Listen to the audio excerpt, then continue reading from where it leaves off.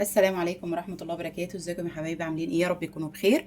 النهارده معانا في الفيديو المميز ده. النهارده ان شاء الله هنعمل شاسيه لللمبادير، شاسيه للمعدن لللمبادير. هنعمل فيه العقدة المميزة دي اللي مكونة من البتلات ومعينات. تمام. وهنعمل عقدة الوردة المميزة دي برضو. تمام. فان شاء الله باذن الله هنقسمه الفيديو، هنقسمه لجزئين. الجزء الاول ان شاء الله اللي هو هنعمل فيه الجزء اللي هو بتاع البتلات والمعينات ده باذن الله. عايزاكم تركزوا معايا ان شاء الله عشان نعمله مع بعض بكل سهوله. يلا نسمي بسم الله ونصلي على رسول الله صلى الله عليه وسلم. ما تنسوش اللايك. معايا هنا طبعا خرز عشان بنحطه في الشغل، في المعينات بنطعم بيه الشغل بتاعنا. اوكي، بسم الله. عشان نعمل الشكل بتاعنا اللي هو مكون من المعينات ومن البتلات ده، هنبدأ نعمل ايه؟ اولا هنجيب 6 خيوط، 6 فتلات. اوكي، علشان اللي هما الجزء بتاع البتلات ده بيحتاج، اللي هو الجزء بتاع البتلات ده بيحتاج خيوط كتير. يعني لو هنلاحظ ان الفتلتين اللي هما بتوع البتلات دي، الخيط هنا بنضربه مثلا في 12، لان هنا العقده دي بتسحب خيط كتير جدا. المعينات هنضربها، جزء المعينات هنضربها عادي الفتلتين دول في 8 زي ما بنشتغل عادي في العقده المزدوجه والمعينات. هنضرب الجزء ده ل 20 سم في 8، ولكن هنا الجزء ده هنضربه في 12، الجزء بتاع البتلات دي، لان البتلات دي بتسحب خيوط كتير جدا. ففعلا كل عقده وليها خيوط بتسحبها غير التانية. تمام. فاولا احنا عندنا دلوقتي 6 خيوط، فالاثنين اللي في النص، الخطين اللي في النص، انا دلوقتي الشاسيه عندي ده ارتفاعه 20 سنتي. اوكي، فالارتفاع 20 سنتي، انا في الفتلتين اللي في النص اللي هم بتوع المعينات، اساس المعينات دول، انا قصيت الخيط على 2 متر و20 سنتي. اوكي، 2 متر و20 سنتي. طيب الفتلتين بقى اللي في كل جنب، الاثنين خيط هنا والاثنين خيط هنا، اللي هم بتوع البتلات، دول قصيتهم على 3 متر و30 سنتي. اوكي، طبعا انا عامله حساب الشراشيب، يعني حساب الشغل وعقده التثبيت والشراشيب. تمام. والشاسيه كله قطره 40 سنتي، الشاسيه كله قطره 40 سنتي وارتفاعه 20 سنتي. تمام. هنعمل بقى العقده بتاعتنا دي ازاي؟ اولا هنعمل البتلتين اللي في الجنب بالاتنين فتله اليمين والشمال. هنمسك الخيط ده هنا، هنعد اهمت اربع خيوط، وهنقوم عاملين كده، وهنعمل البتله بتاعتنا. انا طبعا مش عايزه اعمل بالتفصيل الممل، لاني احنا خدنا كل عقده لوحدها منفرده. بس ان شاء الله اللي هتمشي معايا على الخطوات دي باذن الله هتعمل العقده مظبوطه جدا، وهتعمل اللمبادير ده او الشاسيه مظبوط جدا. تمام. نعمل كده. طبعا الخيط اهو انا برسم بيه الخيط اللي هو الثابت، بوجهه الاتجاه اللي انا عايزاه اهو.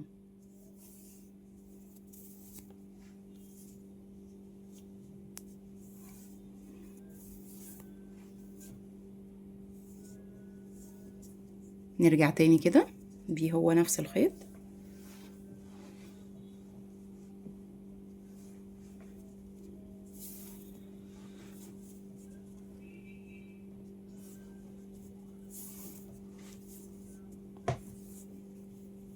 تمام.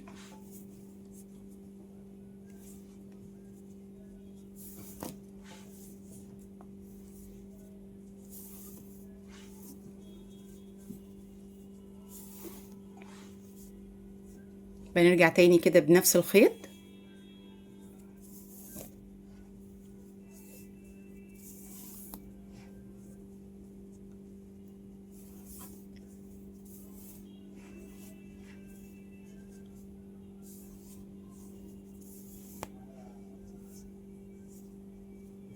اهو.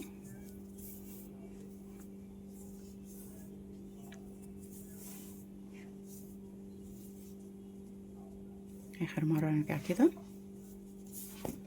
نعمل العقده المزدوجه، بنلف فتلتين، بنلف الفتله مرتين على الخيط الثابت.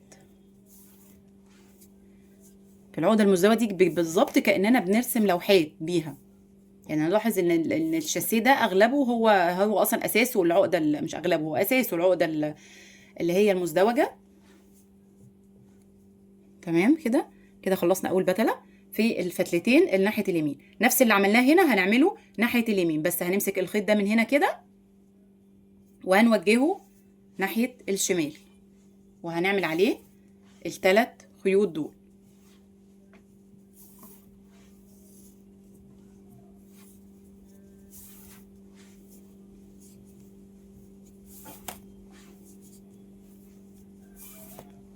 اهو.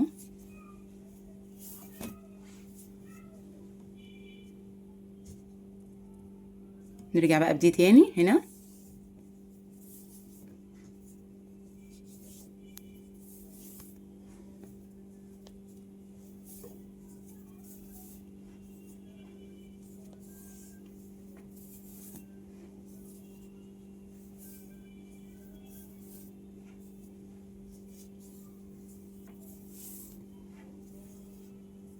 نرجع تاني.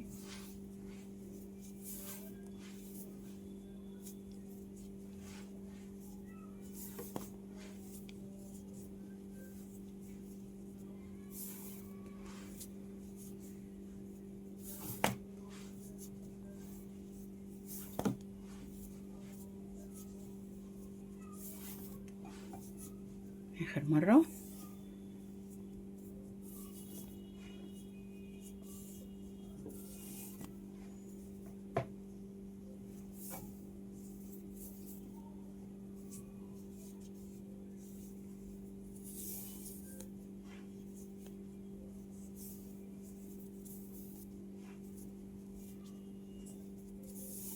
تمام كده. كده خلصنا الجزء بتاع البتلات اللي على اليمين واللي على الشمال. اوكي، هنعمل ايه بقى؟ هناخد الفتلتين اللي في النص دول نعمل معين. هناخد الفتله دي اهي اللي في النص، فتله من هنا وفتله من هنا، وهنعمل واحده ثابته وواحده متحركه. اوكي، ونعمل عقده مزدوجه عليها ونعمل المعين. شد اهو.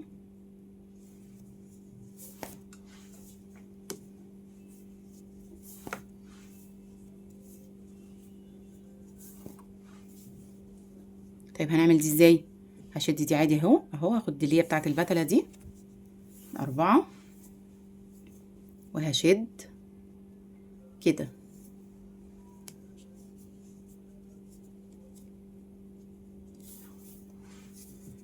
اهي. تمام.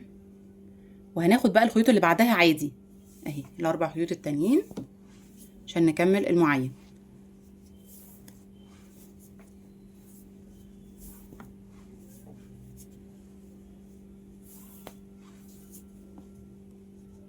اهي.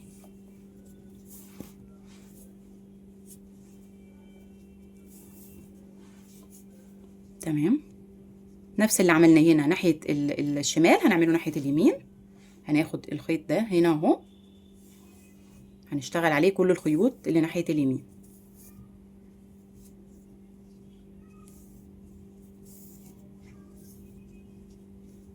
ناخد دي بتاعت البتلة اهي،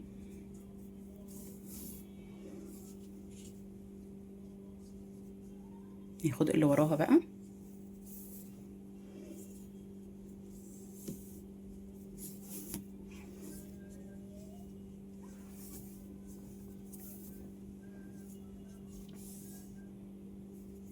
اهو.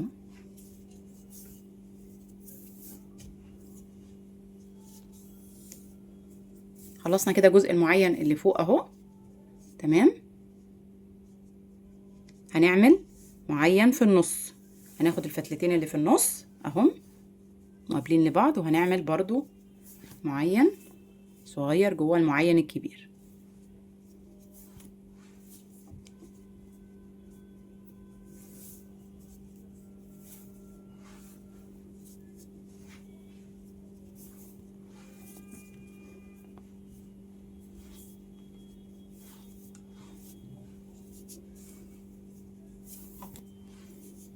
اهو.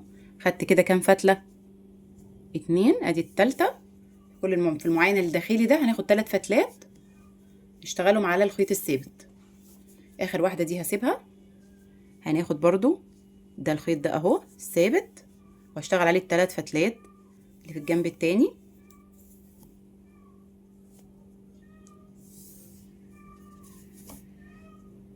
تمام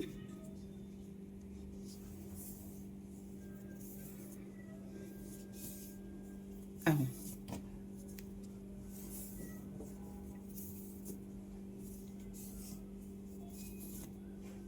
بعد كده المعين اهو اهو، هنحط هنا خرزة في الاتنين خيط اللي في النص ده، نحط خرزة هنركبهم من هنا كده اهو.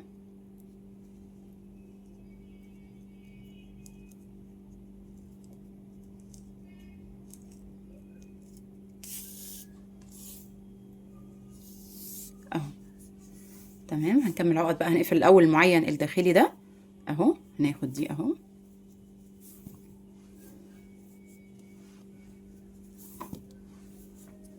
تمام.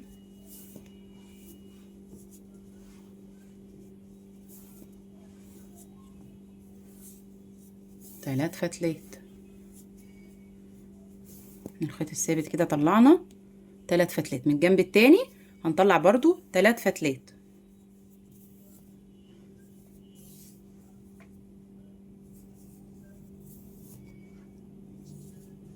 طبعا الخيط اللي انا شغاله بيه ده خيط كوردون حشو، بس نوع ممتاز بصراحه في الشغل. عايز طبعا اقول له نوع الخيط ايه يكتب لي في الكومنت.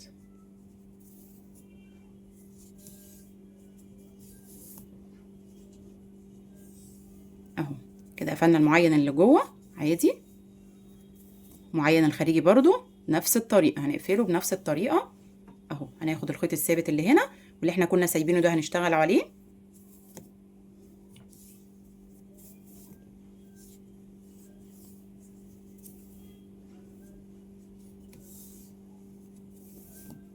هنقفل المعين بتاعنا.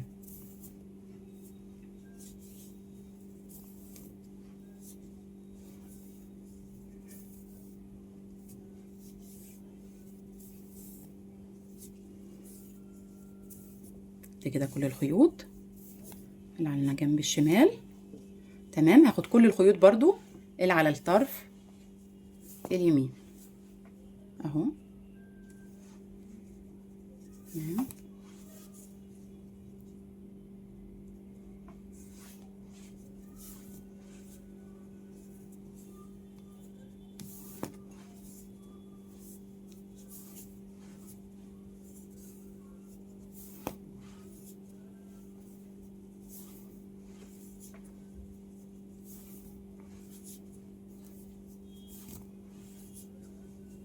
خد بالنا الخيط اللي عليه الدور عشان ما نتلخبطش والشكل يبقى ممتاز تمام.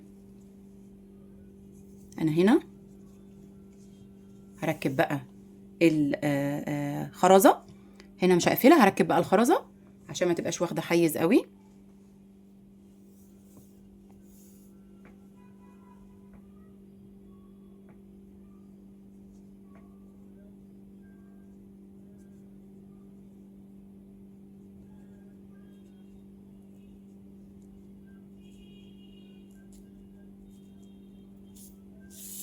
اهو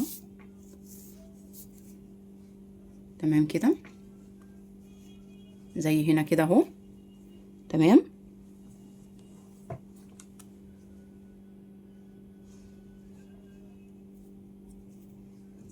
بعد كده هنعمل اللي هما البتلات اللي في الجنبين بقى تمام. هنعملهم ازاي؟ انا فوق اشتغلت البتلات باربع خيوط، فهو برضو هاخد الاربع خيوط اليمين واربع خيوط الشمال وهسيب الباقي ده مش هشتغله تمام. هاخد اهو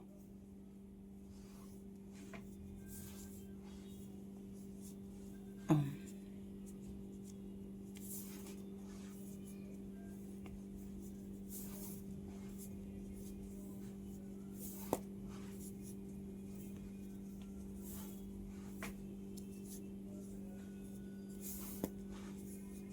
نرجع تاني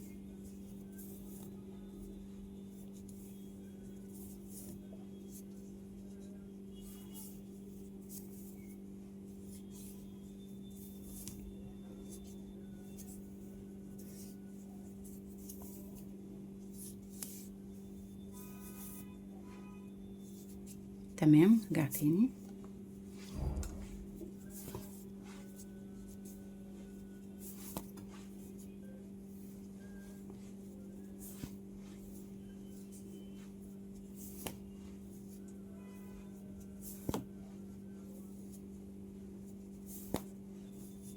تاني.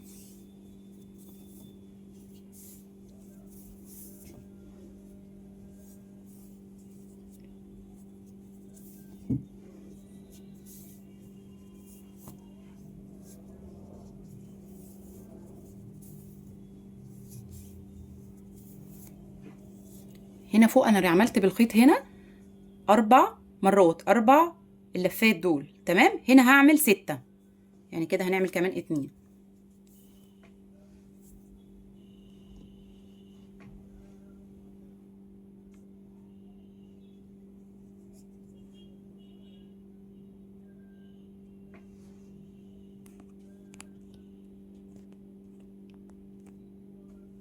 اهو هنا هنعمل 6.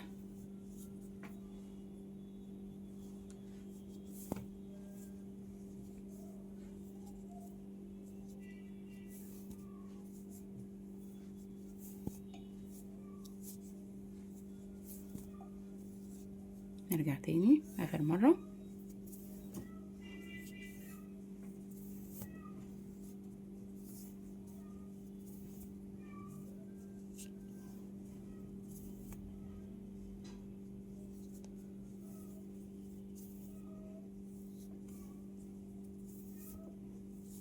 اهو تمام كده. هنعمل نفس اللي عملنا بقى جنب الشمال هنعمله في الجنب اليمين. تمام كده اهو.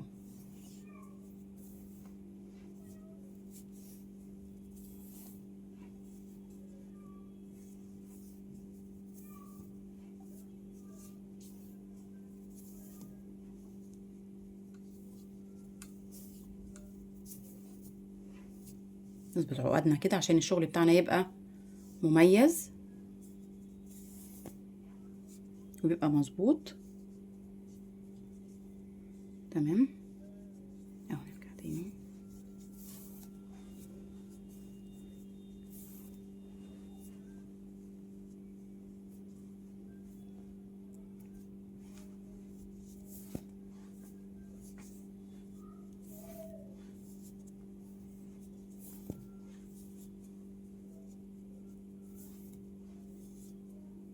دي طبعا لا، نرجع كده.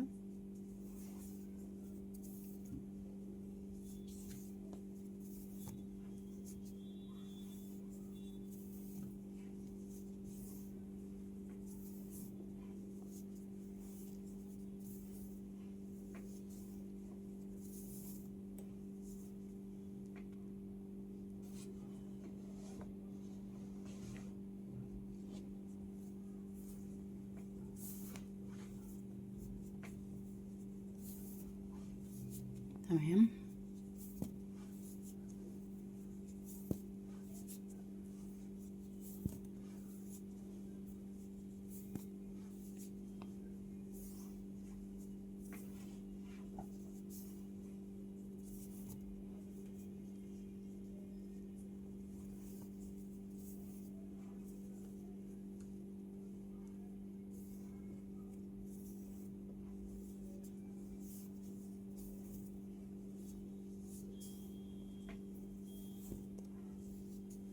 نرجع تاني اخر مرة.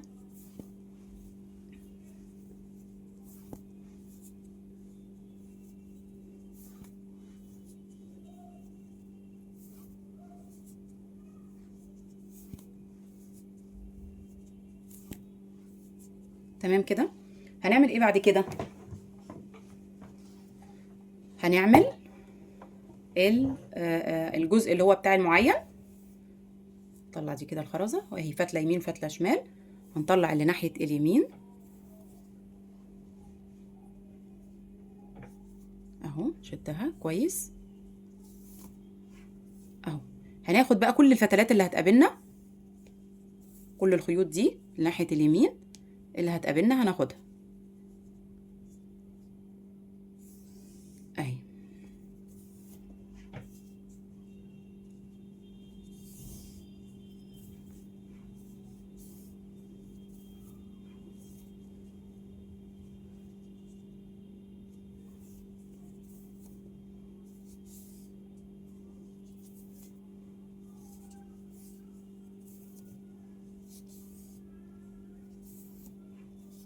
تمام كده هي تمام.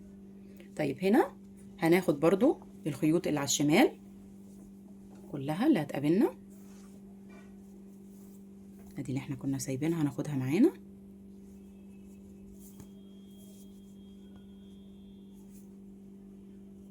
نشد ايدينا شويه في العقده دي عشان تقرب كده الخيوط اللي هي البتلات من المعين اهي. بنسند كده بايدينا. ناخد بقى الخيوط اللي بعد كده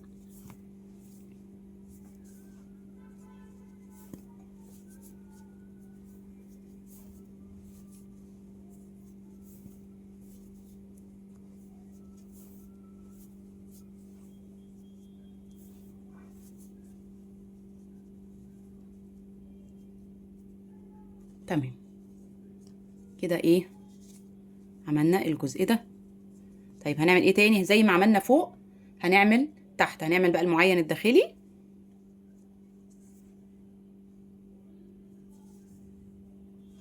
اوكي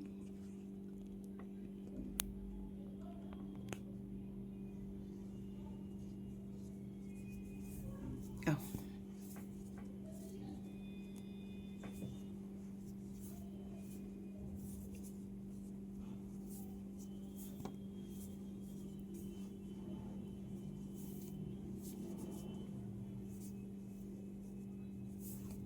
كل فتلة نطلع منها 3 فتلات اللي هي المعين الداخلي.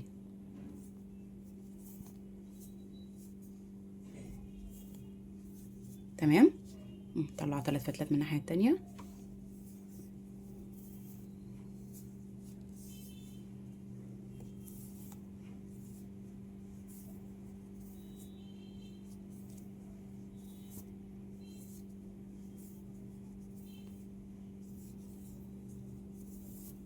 تمام كده. نعمل ايه بعد كده؟ هنحط الخرزة عشان ما ننساهاش اهي هنا جوه المعين الصغير. ببرم طبعا الخيط بتاعي كده، او بحط مثلا بلاستر على الطرف بتاعه كده وبسحب اهو. بعد كده بقفل بقى المعين الصغير بال3 فتلات اللي عندي اهو.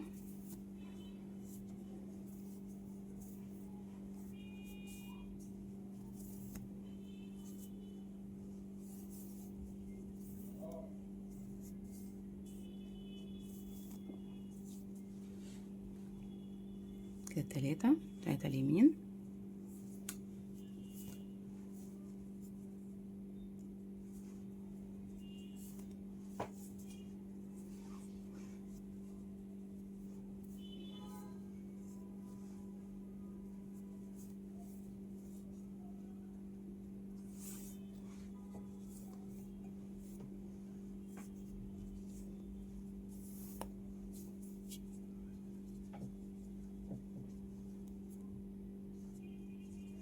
اهو. بعد كده نقفل المعين.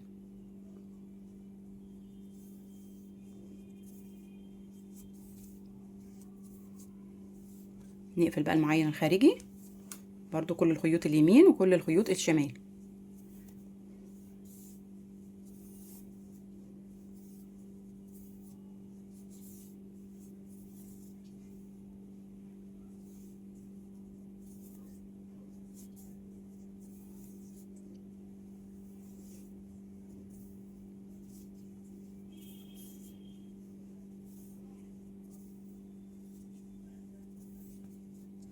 خيوط اللي ناحية اليمين.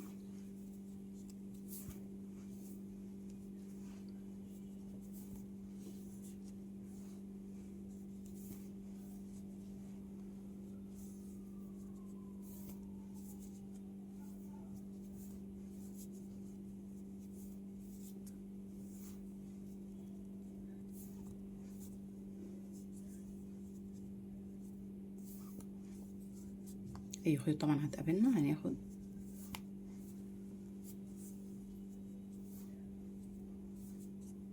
اخر حاجة بقى هنا اهي.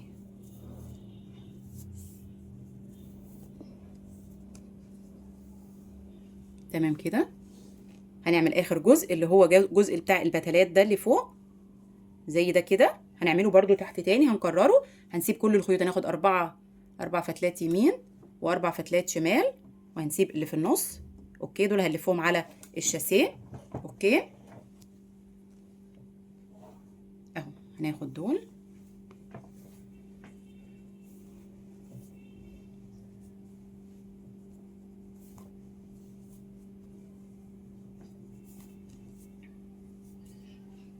بس هنعملهم بقى طبعا زي اللي فوق خالص، اللي هم 4 مرات بس، 4 لفات بس اهو.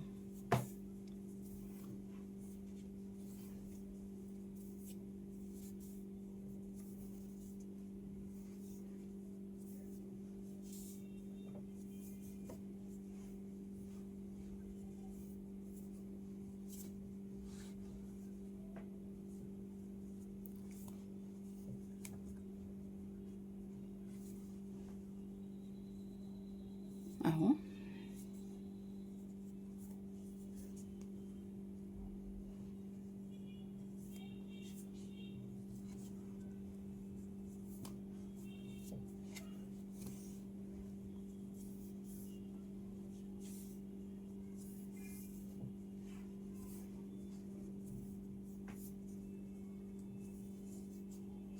اظن يعني ان شاء الله حتى كمان المبتدئين لو مشوا معايا على الفيديو خطوه بخطوه باذن الله هيبقى بالنسبه لهم العقده سهله وبسيطه. كده الجنب الشمال هنعمل برضو الجنب اليمين نفس اللي عملناه هنا على الاربع خيوط بس، ودايما اعد خيوطي عشان ما اتلخبطش.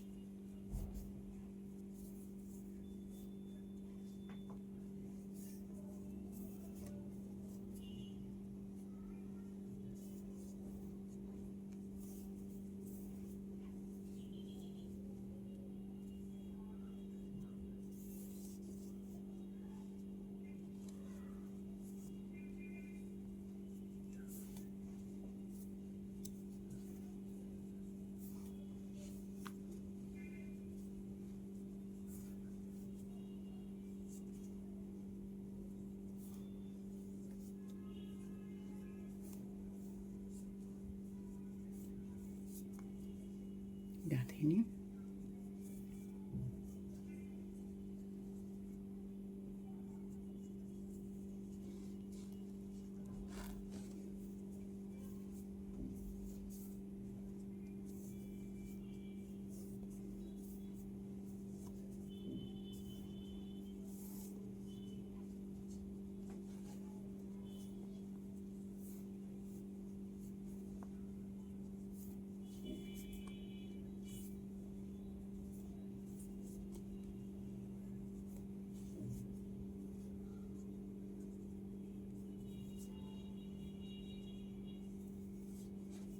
تمام كده.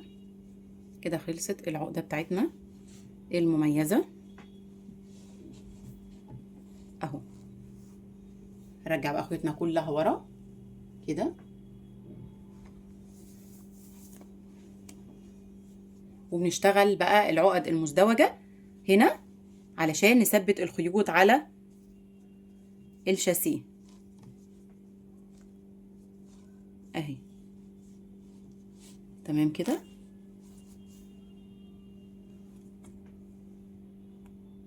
تمام، هوريكم بس كده ازاي بنثبت الخيوط على الشاسيه اهي. الفتله دي طبعا بتبقى ورا الشاسيه نفسه، ورا المعدن نفسه. تمام، هعمل ايه؟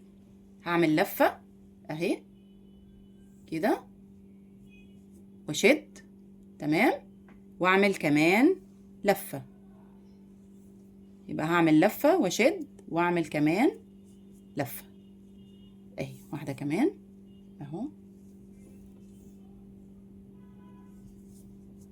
علشان تبقى زي اللي فوق، وهتديني نفس الشكل النهائي ده،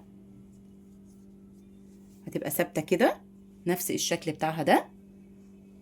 اتمنى فيديو النهارده يكون عجبكم، انتظروا ان شاء الله الجزء الثاني وهو الورده باذن الله، طريقه الورده دي ان شاء الله. واشوفكم في فيديوهات تانية كتير، ولو فيديو عجبكم ما تبخلوش باللايك، و يا رب يكون شرحي بسيط وسهل، واشوفكم على خير باذن الله، والسلام عليكم ورحمه الله وبركاته.